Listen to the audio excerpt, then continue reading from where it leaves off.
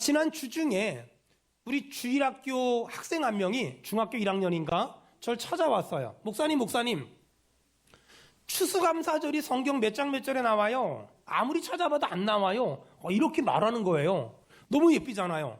추수감사절이라는 단어가 성경에 나오는지 안 나오는지 알기 위해서 성경을 봤다는 거예요.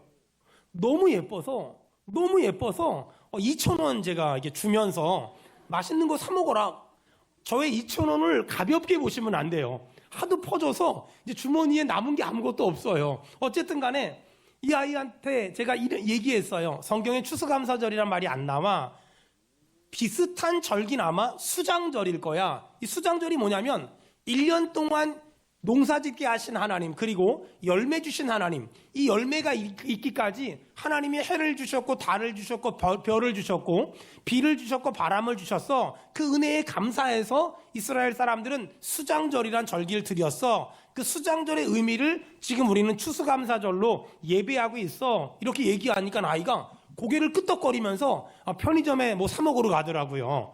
여러분, 지난 1년을 돌아보면 우리의 삶에 정말 별의 일들이 다 있었어요. 얼마 전에 중국에는 어떤 그런 SUV 자동차를 운전하고 어떤 사람이 공원 안으로 들어가서 한 번에 35명이 죽었대요. 이 말도 안 되잖아요. 제가 영상을 보니까 이 사람들이 많이 모여있는 공원에 앞으로 갔다가 뒤로 왔다가 앞으로 왔다가 뒤로 왔다가 사람을 의도적으로 죽여요. 이런 말도 안 되는 이런 짓거리들을 여러분, 정말 거기 안 간 게 얼마나 은혜입니까?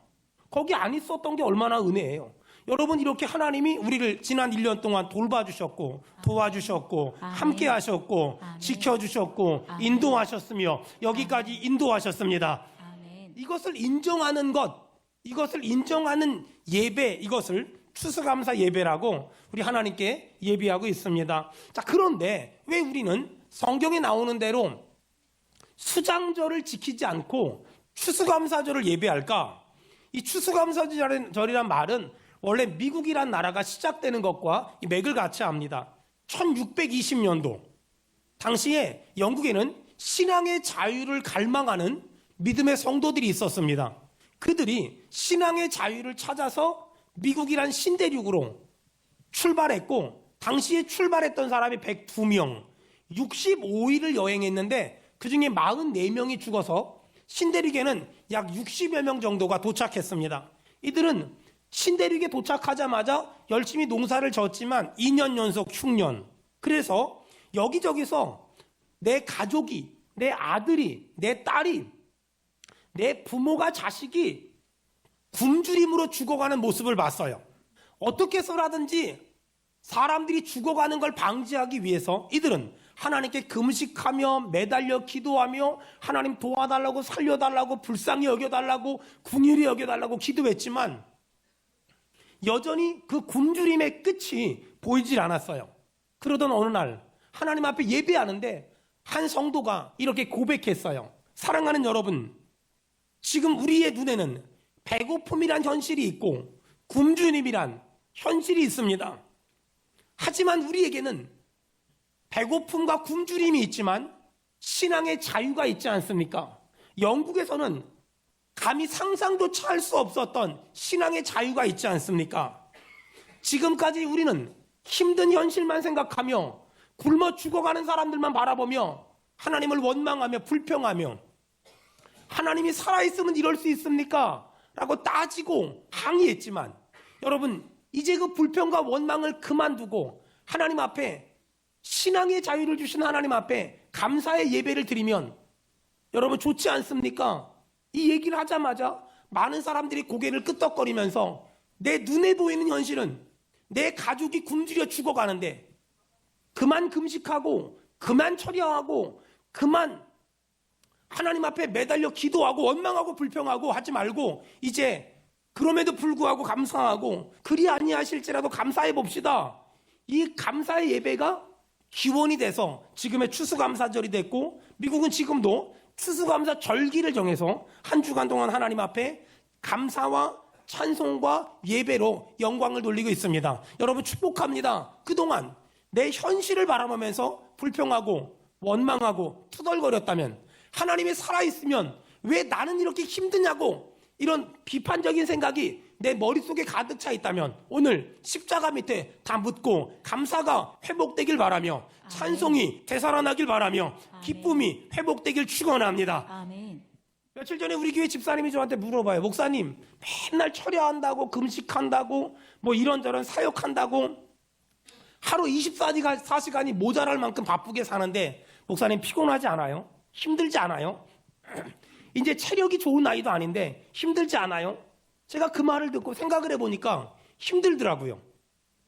진짜 머리끝부터 발끝까지 안 힘든 구석이 하나도 없어요. 근데 하나님이 저에게 주신 복이 하나 있어요. 뭐냐면 우리 성도들이 막 웃고 떠들고 있으면 그 소리만 들어도 피곤이 풀리고 그 얼굴만 봐도 피곤이 풀려요. 여러분 어떻습니까? 여러분 주변 사람들이 막 웃고 있으면 같이 웃고 싶고 기뻐하고 있으면 같이 기뻐하고 싶습니까? 이런 사람을 정상적인 사람이라 그래요. 근데 있잖아요. 어떤 사람들은 주변 사람들이 웃고 있으면 화가 나. 주변 사람들이 막 떠들고 웃고 있으면 짜증이 나. 그거 왜 그런 줄 아세요? 내 마음이 삐뚤어졌을 때, 내 마음이 뭔가 꼬였을 때, 내 감정이 혼란스러울 때, 심사가 뒤틀렸을 때, 그럴 때는 누가 웃고 있으면 굉장히 짜증나고 누가 막 크게 웃으면 더 성질나고 그런 날 목사님이 감사하라고 찬송하라고 그러면 속으로 에휴 저 철딱선이 없는 목사 같으니라고 이런 생각하면서 혓바닥을 끌끌 차게 됩니다. 여러분 혹시 우리 가운데 단 한 사람이라도 누가 웃고 있을 때 웃기 싫고 누가 웃고 있을 때 화가 나고 누가 웃고 있을 때 짜증이 난다면 여러분 다시 한번 오늘 하나님이 은혜 주시고 하나님이 힘 주시고 하나님이 응답 주셔서 다시 한번 기뻐하길 바라며 다시 한번 감사하길 바라며 다시 한번 찬송하길 축원합니다. 아멘. 왜 다른 사람들이 웃고 있을 때 나는 그 모습을 보면 화가 날까? 그 사람은 웃을 만큼 평안하고 그 사람은 크게 웃을 만큼 만사 형통하다고 생각되는데 나는 내 현실은 지질이 궁삼처럼 사는 것처럼 느껴지기 때문에 그렇습니다. 여러분 하지만 모든 사람의 인생은 바다 같습니다. 바다는 멀리서 보면 속이 뻥 뚫리는 것 같고 멀리서 보면 잔잔한 너무 행복해 보이지만 가까이 들어가서 보면 모든 바다는 큰 파도가 있고 작은 파도가 있습니다. 만일 어떤 사람의 모습이 너무 형통해 보이고 너무 평탄해 보이고 너무 편안해 보인다면 그 사람의 인생이 그래서가 아니라 내가 아직 그 사람을 잘 몰라서 내가 아직 그 사람이 얼마나 힘든지를 잘 몰라서 내가 오해하는 겁니다. 여러분 모든 사람의 인생엔 이런 아픔이 있고 저런 아픔이 있고 이런 말 못할 사정이 있고 저런 말 못할 사정이 있습니다. 그럼에도 불구하고 우리가 웃을 수 있는 건 예수님 때문입니다. 아멘. 예수님 때문에 우리는 기뻐하고 감사하고 찬송하는 겁니다. 여러분 혹시 지금 내 환경이 철야를 해야 되고 금식을 해야 되고 지금 내 환경이 하나님 앞에 엎드려 울며 불며 기도해야 되는 그런 환경입니까? 여러분 그런 환경을 바라보지 말고 나 같은 죄인을 사랑하신 예수, 나 같은 죄인을 살리신 예수, 여러분 그 예수님 붙잡아 보세요. 다시 웃을 힘이 생길 것이고 아멘. 다시 찬송할 힘이 생길 것이고 아멘. 다시 감사할 담력을 하나님이 주실 줄로 믿습니다. 아멘. 문제만 바라보면 그 문제라는 늪에 빠지게 돼 있어요. 문제를 바라보면 문제라는 늪에 빠지고 문제라는 늪에 빠지면 절대 나 혼자 빠져나올 수가 없어요. 어릴 적에 늪에 빠져본 적이 있는 분들이 있을 거예요. 늪에 빠지면 나오려고 발버둥을 치면 더 깊은 늪에 빠지게 되고 빠지게 되고 빠지게 돼요. 여러분 늪에 빠졌을 때 빠져나오는 방법은 딱 하나밖에 없어요. 빠져나오려고 발버둥 치지 말고 지나가는 사람이 있는지 소리를 질러야 돼요. 저 좀 도와주세요. 저 좀 살려주세요. 여러분 성경에 주의 이름을 부르는 자는 구원을 얻을 줄로 믿습니다. 아멘. 주의 이름을 부르는 사람은 구원을 얻을 거라고 성경이 말하잖아요.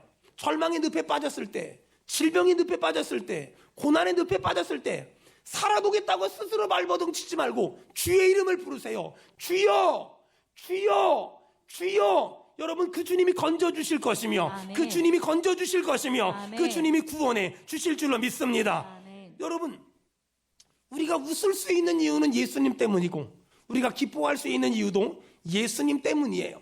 내가 힘들고 어려움은 세상은 나를 짓밟아버려요. 여러분, 세상은 상한 갈대 같은 나를 밟아버리고 꺼져가는 심지 같은 나를 꺼버려요. 세상은 내가 상한 갈대가 되고 꺼져가는 심지가 되면 나에 대해서 굉장히 야박하게 반응해요.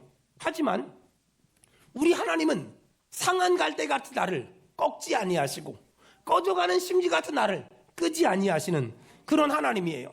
이 분명한 믿음이 있었던 청교도들은, 미국으로 건너온 퓨리탄들, 청교도들은 내 자식이, 부모가, 형제가, 배우자가 굶어 죽어가는데도 불구하고 하나님 앞에 그럼에도 불구하고 감사를 시작했고, 그럼에도 불구하고 찬송을 시작했어요. 그리고 몇백 년이 지났어요. 지금 미국은 세계 최대 강국이 됐고 많은 나라들에게 이런저런 영향력을 끼치는 나라가 됐어요. 여러분, 이런 영적인 비밀을 오늘 깨닫고 그동안 했던 불평 멈추세요. 그동안 했던 원망 멈추세요. 하나님이 살아있으면 이럴 수 있냐고 그만하세요. 그만 투덜거리세요. 그리고 그럼에도 불구하고 감사해보세요. 저는 감사하면 기적이 일어난다고 믿습니다. 반대로 원망하고 불평하고 투덜거리면 하나님이 주시고 싶어 했던 복도 거두어 가신다는 사실도 전 믿습니다. 그러므로 여러분, 내 현실과 상관없이 그럼에도 불구하고 감사하고 그리 아니하실지라도 찬송해 보세요.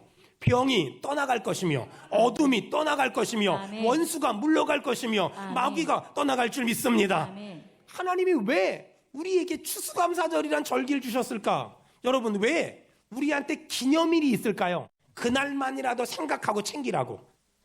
그날만이라도 생각하고 챙기라고. 여러분, 하나님이 왜 우리에게 추수감사절을 주셨을까요? 그날만이라도 그만 투덜거리고 감사하라고. 불평을 멈추고 감사를 시작하면 기적이 일어날 거래요. 여러분, 이 시편 133편의 말씀을 딱 붙잡고 한번 그대로 살아보세요. 133편 1절 다 같이 읽겠습니다. 시작. 보라, 형제가 연합하여 동거함이 어찌 그리 선하고 아름다운고. 형제가 연합하여 동거함이 어찌 그리 선하고 아름다운고. 여러분, 1절을 구체적으로 설명한 게 2절과 3절이에요. 2절에 머리에 있는 보배로운 기름이 수염, 곧 아론의 수염에 흘러서 그게 옷깃까지 내림 같고, 3절에 헐몬의 이슬이 시온 산들에 내림 같도다 라고 말하는 거예요. 형제가 연합하여 동거하는 것이 보배로운 기름이 흘러내리는 것 같으며 헐몬의 이슬처럼 아름답다라고 말하면서 3절에 동그라미 치세요. 거기서. 여러분, 그 거기서는 뭘 말할까요? 1절로 돌아가서 형제와 연합하여 동거하는 것. 하나님이 형제와 연합하여 동거하는 그곳에 거기에 뭘 준다고요? 복을 명령하셨대요. 여러분, 저 보세요. 하나님이 복을 주는 포인트가 있고 하나님이 혼내는 포인트가 있어요. 제가 보니까 낚시를 잘하는 사람들을 보면은요, 물고기가 잘 잡히는 포인트를 알아요. 낚시를 못하는 사람들을 보면은요, 물고기가 안 잡히는 곳에 낚싯대를 들이우고 낚싯줄을 던져가지고 맨날 낚싯줄만 끊어져요. 낚시를 잘하는 사람들은요, 물고기가 잘 잡히는 포인트를 알아요. 여러분, 그거 아세요? 사진을 잘 찍는 사람들을 보면은요, 사진이 어디에서 언제 잘 찍히는지를 기가 막히게 알아요. 근데 사진 못 찍는 사람들은요, 다리만 짧게 찍어요.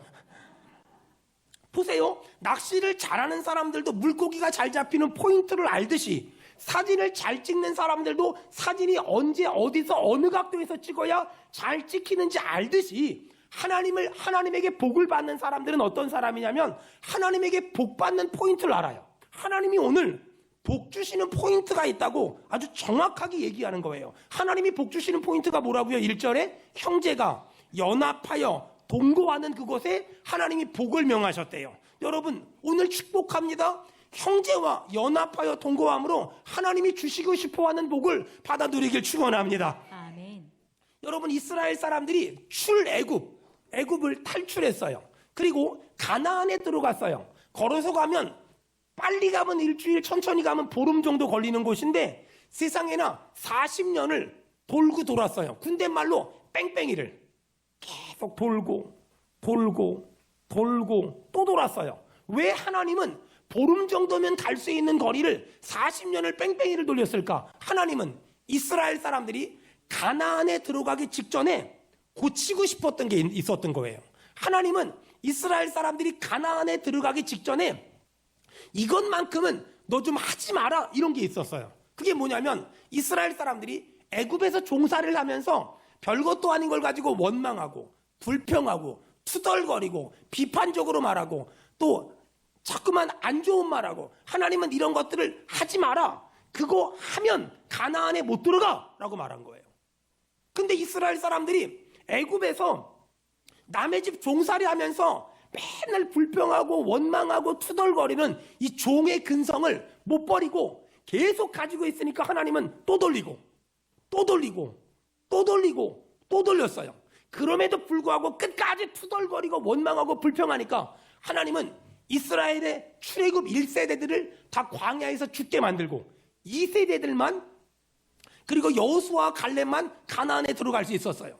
여러분, 하나님은 불평하고 원망하고 투덜거리면 복을 주지 않아요. 그렇다면 여러분, 내 현실이 힘들고 어려워도 그만 불평하고 그만 원망하고 감사해 보세요. 별빛을 보고 감사하는 자에게 달빛을 주시고 달빛을 보고 감사하는 자에게 햇빛을 주시며 햇빛을 보고 감사하는 자에게 하나님이 영원한 하늘나라를 선물로 주실 줄 믿습니다. 아멘. 여러분, 자꾸만 그럼에도 불구하고 감사합니다, 감사합니다 이렇게 말하니까 어떤 사람 그래요. 목사님, 지금 현실이 얼마나 힘든데 나 감사 못하겠습니다.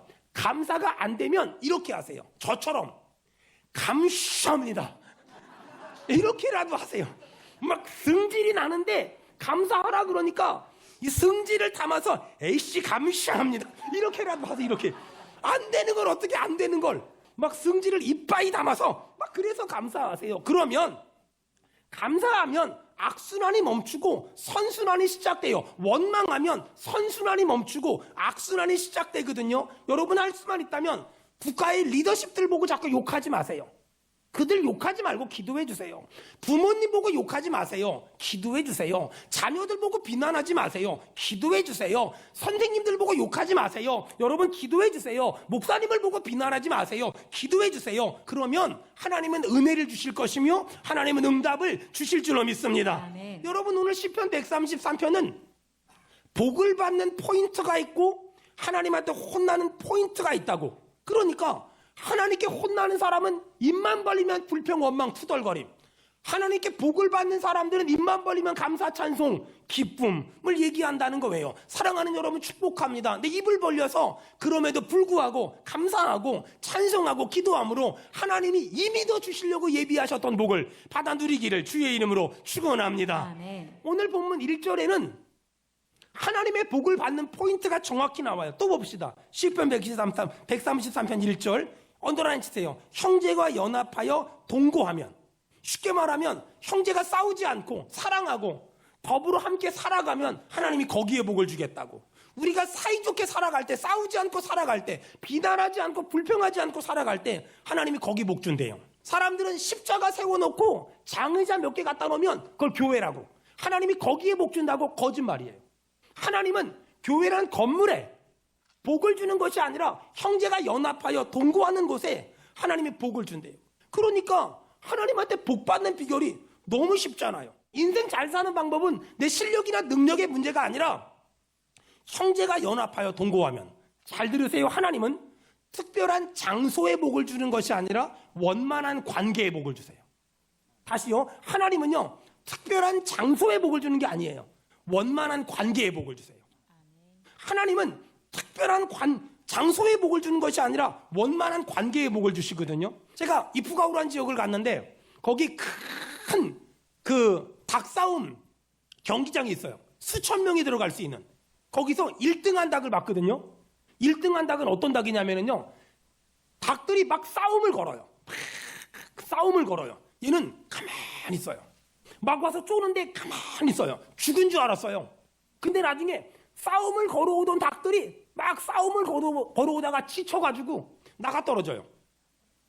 그때 얘가 힘 빠졌을 때 가서 콕 한 번 쪼면 얘 다 죽어요. 이 별명이 뭔지 아세요? 번역하면 목개, 나무닭이란 이름이에요. 여러분, 삼류가 있고 이류가 있고 일류가 있거든요. 삼류닭은 어떤 닭인 줄 아세요? 잘 싸우게 훈련시켜요. 이류닭은요, 참는 법을 가르쳐요. 일류닭은 뭔지 아세요? 끝까지 참는 법을 가르쳐요. 싸움 딱이라 그러면 잘 싸우는 게 중요하다고 생각하잖아요. 진짜 잘 싸우는 건 싸움을 걸어올 때 반응하지 않게 만드는 거예요. 이게 진짜 잘 싸우는 거예요. 여러분, 아마추어는요, 싸움을 잘하는 거예요. 프로는요, 싸움을 걸어올 때 반응하지 않는 거예요. 여러분, 그리스도인도 마찬가지라고 생각해요. 아마추어 그리스도인은요, 누가 싸움을 걸어오면 같이 싸워요. 프로는요, 누가 싸움을 걸어오거나 말거나 가만히 있어요. 잘 참아요. 끝까지 참아요. 그러면 싸움을 걸어오던 사람이 지치겠지. 사랑하는 여러분, 영적인 프로가 되길 축원합니다. 아멘. 아마추어로 살지 말고요, 영적인 프로가 돼야 돼요. 그러므로 그리스도인은 어디를 가든지 싸울 생각, 경쟁할 생각이 아니라 그 사람과 하나 되고 그 사람과 연합하여 하나 되는 것, 그것을 가장 소중한 가치로 사역해야 돼요. 여러분, 성가대가 연합하여 동거하면 얼마나 은혜롭습니까? 교회학교 교사가 연합하여 동거하면 얼마나 은혜롭습니까? 우리 교회에서 모든 사역이 힘든데 정말 힘든 사역이 하나 있어요. 주방 사역. 주일날 1000명이 넘게 밥을 먹어요. 근데 그걸 매주마다 하시는 거예요. 근데 정말 은혜가 되는 게 뭔지 아세요? 주방 내려가서 보면 다 웃고 있어요. 너무너무 행복해하고 너무너무 감사해하고 있어요. 저는 그 사람들 정말 복 받을 거라고 생각해요. 사랑하는 여러분, 하나님은 특별한 장소의 복을 주는 것이 아니라 원만한 관계의 복을 준다는 거. 여러분, 모든 사람과 더불어 화평함으로 하나님의 복을 받아 누리길 주의 이름으로 축원합니다. 아멘. 교회 부흥시키는 거 간단해요. 주변 사람들과 사이좋게 지내면 돼요. 교회 망하게 하는 거 간단해요. 주변 사람들한테 자꾸 불평하고 다녀봐요. 이게 문제야, 이게 문제야, 이게 문제야, 이게 문제야. 그러면 그 말이 말을 낳고 말이 말을 낳아서 그 교회는 망가질 수밖에 없고 무너질 수밖에 없어요. 여러분, 저는 수원은혜교회 담임 목사잖아요. 제가 우리 성도들에게 줄 수 있는 최고의 선물이 뭔가? 제가 제 아내랑 안 싸우는 거. 제가 우리 부교육자들하고 하나 되는 거.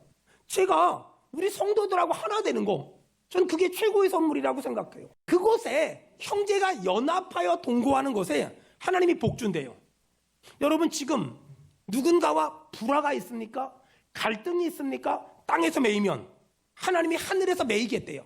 하지만 땅에서 풀면 하나님이 하늘에서 풀어주겠대요. 모든 사람과 더불어 연합하여 동거함으로 여러분, 하나님이 주시는 헐몬의 이슬의 복을 받기를 주의 이름으로 축원합니다. 아멘. 자, 시편 133편 1절 보세요. 보라, 형제가 연합하여 동거함이 어찌 그리 선하고 아름다운고. 뭐가 아름답다고요? 형제가 연합하여 동거하는 게 너무너무 선하고 너무너무 아름답대요. 형제가 연합하여 동거하는 게, 여러분 보세요. 아무리 큰 아파트에 살고 아무리 비싼 인테리어를 하고 살지라도 세상에 부부간에 남편과 아내의 대화가 전부 다 용어가 전투 용어야. 까레면 까. 그렇게 좋은 아파트에 살면서 그렇게 비싼 인테리어를 하고 살면서 세상에, 여러분, 언어가, 부부간의 언어가, 부모 자식 간의 언어가 전부 전투 용어야. 전부 전쟁 용어야. 하라면 하지, 뭐 그렇게 말이 많어. 여러분, 그 가정 행복하지 않아요. 그 집에 뭐가 행복하겠어요? 아무리 좋은 아파트에 아무리 고급 인테리어라고 살지라도 말이 날카롭고 매서운 창 같은데 다 전투 용어고 다 전쟁 용어인데 그 집에 뭐가 행복하겠어요? 반대로요, 고급 아파트가 아니고 비싼 인테리어가 아니어도요, 아니, 부부가 서로 배려하고 사랑하고 부모 자식이 서로 감싸주고 보살펴주면 여러분, 거기가 천국 아닙니까? 여러분, 축복합니다. 좋은 아파트 비싼 인테리어보다 여러분, 부부가 서로 화목하고 부모 자식이 서로 화목한 여러분 작은 천국 되기를 주의 이름으로 축원합니다. 아멘. 하나님은 오늘 뭐가 가장 아름답냐? 고급 아파트의 비싼 인테리어가 아니라 부부간에 화목하고 부모 자식 간에 화목한 게, 그게 가장 선하고 아름답다라고 얘기하는 거예요. 그러면서 뭐가 가장 아름답냐? 2절 볼까요? 시편 133편 2절입니다. 우리 다 같이 읽겠습니다. 시작. 머리에 있는 보배로운 기름이 수염 곧 아론의 수염에 흘러서 그의 옷깃까지 내림같고. 아론은 제사장이잖아요. 아론이 제사장으로 임직받을 때 어떻게 하냐면 머리에 기름을 부어요. 그러면 이 기름이 얼굴로 흐르겠죠? 수염으로 흐르겠죠? 이 몸으로 흐르겠죠? 이 의식을 제사장 위임식 때 가장 중요한 의식으로, 가장 아름다운 의식으로, 가장 하이라이트라고 얘기하거든요. 그런데 형제가 연합하여 동거하는 것이 아론이 제사장이 될 때 기름을 부었을 때보다 훨씬 아름답다라고 말하는 거예요. 훨씬 귀하고 훨씬 소중하다라고 말하는 거예요. 사랑하는 여러분, 예수 믿는 사람들은 이렇게 교회에 와서 예배 드리는 것도 너무 중요하잖아요. 하지만 또 하나, 우리의 삶 가운데서 내가 만나는 사람들과 화목하게 지내는 거, 내가 만나는 사람들과 싸우지 않고 지내는 거, 내가 만나는 사람들과 평안하게 지내는 거, 이게 너무 중요하다는 거예요. 여러분, 세상은 힘이 있으면 이길 수 있다고 말합니다. 하지만 예수님은 사랑하면 져줄 수 있다고 말합니다. 세상은 지금도 힘이 있으니까 이길 수 있다고 말하지만 우리 예수님은 사랑하니까 져줄 수 있잖아 라고 말합니다. 여러분, 요 근래 힘들게 하는 사람 있습니까? 그 사람한테 이렇게 말해주세요. 당신은 잘못했지만 저는 괜찮습니다. 당신은 잘못했지만 저는 괜찮습니다. 사랑하는 여러분, 축복합니다. 그 어떤 사람과도 여러분 막힌 관계가 아닌 여러분 모든 사람과 더불어 화평하길 축원합니다. 마지막 세 번째로 형제와 연합하여 동거하는 것이 얼마나 아름다운가. 3절 다 같이 읽겠습니다. 시작. 헐몬의 이슬이 시온의 산들에 내림 같도다. 헐몬의 이슬 같도다. 여러분, 이스라엘은 이 중동 지역이잖아요. 비가 잘 안 와요. 그래서 그 맛있는 포도, 그 맛있는 곡식들이 어떻게 그렇게 잘 자랄 수 있을까? 헐몬의 이슬이 내려서. 이슬이 이스라엘의 모든 곡식들의 수분을 보충하는 유일한 방법이에요. 그런데 어디에 헐몬의 이슬이 내린다고요? 형제가 연합하여 동거하는 곳에 하나님이 헐몬의 이슬을, 무슨 말일까요? 형제가 연합하여 동거하는 곳에 하나님이 잘되게 해주시고 풍성하게 해주시고 형통하게 해주시고 부유하게 해주신다고 오늘 약속하시는 거예요. 여러분, 이 복받아 누리길 축원합니다. 아멘. 하나님은 형제가 연합하여 동거하는 사람들에게 복 주신다고, 은혜 주신다고, 축복해 주신다고 오늘 약속하는 거예요. 여러분, 우리 교회가 이 지역에서는 가장 잘 되는 교회라고 소문이 났대요. 얼마 전에 여기 목사님들 몇 분 만나서 잠깐 교제하는데 수원은혜 교회가 가장 핫한 교회라고 소문이 났대요. 물론 저는 핫하지 않고 우리 교회가 핫하답니다. 우리 교회가 핫하대요. 그런 말을 처음 들어봤는데 사실 여러분도 알고 저도 알다시피 우리 교회는 잘 될 수밖에 없는 이유보다 안 될 수밖에 없는 이유가 정말 많아요. 뭐 시설도 그렇잖아요. 뭐 주변 환경도 그렇잖아요. 그렇다고 목사가 그렇게 잘나지도 않았고 뭐 유명하지도 않고요. 교회 건물도 뭐 저 길거리에서는 아예 안 보이잖아요. 그럼에도 불구하고 우리 교회가 왜 잘 될까요? 우리 교회는요, 안 될 수밖에 없는 이유가 99가지가 있어요. 가끔 우리 교회 성도들 만나면 저한테 목사님, 우리 교회는 이것도 문제고 이것도 문제고 이것도 문제고 이것도 문제고 한 100가지는 들어요. 근데도 불구하고 결과가 잘 되는 이유가 뭘까요? 우리가 형제가 연합하여 동거하니까 안 될 수밖에 없는 이유가 많음에도 불구하고 잘 되는 거예요. 아멘. 여러분, 신기하지 않아요? 우리 교회는 우리 교회보다 훨씬 규모가 작은 교회들보다 시설도 안 좋고요, 안 좋은 게 너무너무 많아요. 근데 우리 교회가 이렇게 안 될 수밖에 없는 수백 가지 이유가 있음에도 불구하고 잘 되는 딱 한 가지 이유가 뭘까? 안 싸우니까.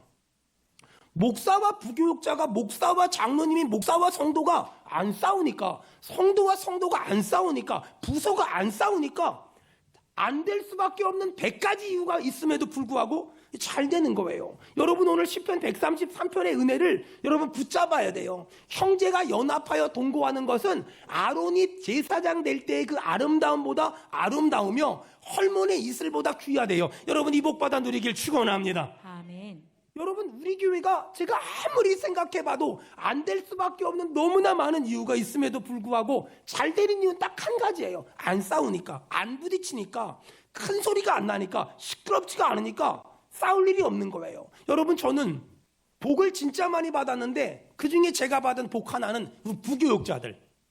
우리 부교육자들이요, 그런 얘기 하더라고요. 우리 교회에서 부교육자 생활하는 게 만족도가 200%래요.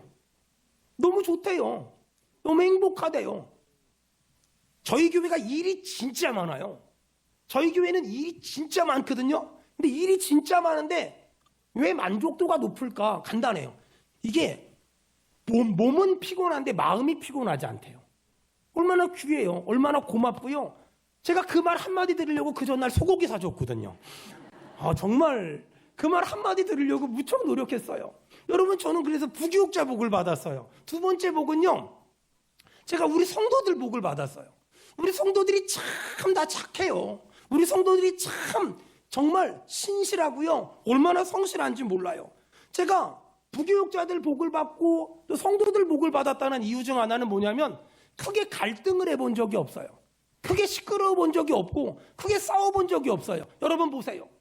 여러분 집안에 막 수백만 원짜리 텔레비 사다 놓고, 수백만 원짜리 소파 사다 놓고, 수백만 원짜리 오디오 사다 놓고, 수백만 원짜리 침대 사다 놓고, 수백만 원짜리 냄비 뚜껑 사다 놓고 부부가 맨날 싸워. 그거 지옥이에요. 거기 지옥이라니까는요. 아니, 수억짜리 외제차 타고 다니면서 남편과 아내가 싸우면 그 차 안은 지옥이에요. 근데 있잖아요, 집안에 당근에서 사온 거밖에 없어. 근데도 불구하고 부부가 너무 좋대. 부모 자식이 너무 좋대. 자동차도 간신히 굴러가. 근데 그 안에서 찬송 부르면서 내 영혼이 은총 입어 중한제직 먹고 보니 부르고 다녀. 그럼 거기가 천국 아닙니까? 사랑하는 여러분, 하나님은 특별한 장소의 복을 주는 게 아니라 원만한 관계의 복을 주세요. 여러분, 이 은혜를 회복하길 축원합니다. 아멘. 지난 22년 동안 전 우리 성도들한테 맨날 했던 얘기가 있어요. 싸우지 말자, 싸우지 말자, 싸우지 말자. 요맘때가 되잖아요. 저는 어릴 적에 우리 엄마가 믿음이 너무 좋아서 김장을 하면은 우리 엄마가 집사님도 부르고 권사님도 부르고 장로님도 불러요. 그럼 우리 집에서 막 김장을 하잖아요. 그럼 김장을 하고 배추만 좀 절이면 되는데 문제가 뭔 줄 알아요? 세상에 그 김 집사는 집구석에 있으면서 왜 안 왔냐고. 그 이 권사는 집구석에 있으면서 왜 안 왔냐고. 그 김장로는 집구석에 있으면서 왜 안 왔냐고. 세상에 배추만 담그는 게 아니라 집사, 권사, 장로 다 담가. 거기다 중요한 건 사모님은 왜 안 왔냐고. 여러분, 저희 교회가 김장을 왜 안 합니까? 물어본다면 저 담글까봐. 저희 교회는 그래서 김치를 22년 동안 사 먹었고 앞으로도 사 먹을 예정입니다. 절대 김치를 안 담글 예정입니다. 저를 담글 것이 두려워서. 여러분, 제가 지난 22년 동안 주구장창했던 말이 그거냐. 싸우지 맙시다. 싸우지 맙시다. 화목, 그것이 가장 소중한 가치입니다. 이렇게 얘기했더니 너무너무 감사한 건 안 싸웠어요. 우리 교회는 대단한 일, 큰일 해본 적도 없고 할 마음도 없어요. 전 우리 교회는 건축헌금 이런 것도 없어요. 전 그냥 평생에 안 싸우고 사이좋게 지내다 보면 나머지는 다 되더라고요. 여러분, 옆 사람하고 싸울 생각을 하지 말고 어떻게 하면 사이좋게 지낼 생각을 자꾸만 해봐요. 여러분, 누가 싸움을 걸 때 같이 싸우는 사람은 이류, 누가 싸움을 걸 때 잘 참는 사람은 인류. 여기 남편 여러분, 아내가 싸움을 건다고 자꾸만 이렇게 싸우지 말고 아내가 싸움을 걸면 그래, 바다 같은 마음으로 품어주면 그러면 인류. 보세요, 저는 아이가 셋이 있거든요. 이제 다 컸어요. 청년들이에요. 근데요, 얘네들하고 어릴 적에 씨름하잖아요. 전 단 한 번도 애들하고 씨름해가지고 이겨본 적이 없어요. 전 늘 져요. 애하고 씨름하잖아요. 그러면 져줘요. 일부러 져줘요. 왠 줄 알아요? 이길 능력이 없어서가 아니라 사랑해서 져주는 거예요. 잘 들어보세요. 이길 능력이 없어서 지는 건 무능이지만 이길 능력이 있지만 져주는 건 실력이에요. 누가 싸움을 걸어올 때 싸우는 건 이류밖에 안 돼요. 누가 싸움을 걸어올 때 잘 참는 게 인류예요. 본인 스스로는 나는 인류 그리스도인이라고 외치지만 이류가 너무나 많아요. 근데 본인 스스로는 나는 바보 같습니다 라고 말하는데 진짜 인류들이 있어요. 잘 참는 사람.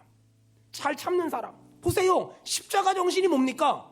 나는 너와 싸워서 이길 힘이 있고 능력이 있지만 예수님의 사랑 때문에 나는 너와 싸우지 않아. 이게 십자가 정신 아닙니까? 사랑하는 여러분, 하나님이 우리한테 복 주시고 싶거든요. 근데 문제가 뭔 줄 알아요? 우리가 형제가 연합하여 동거하지 않으니까, 불평하고 원망하고 투덜거리니까 하나님이 복을 보류하시는 거예요. 그 복 받으려면 어떻게 될까요? 땅에서 풀면 하늘에서 풀리고, 땅에서 풀면 하늘에서 풀리고. 여러분, 다 하세요. 내가 먼저 손 내밀고 내가 먼저 용서하세요. 그러면 하나님이 보류했던 복 주실 거예요.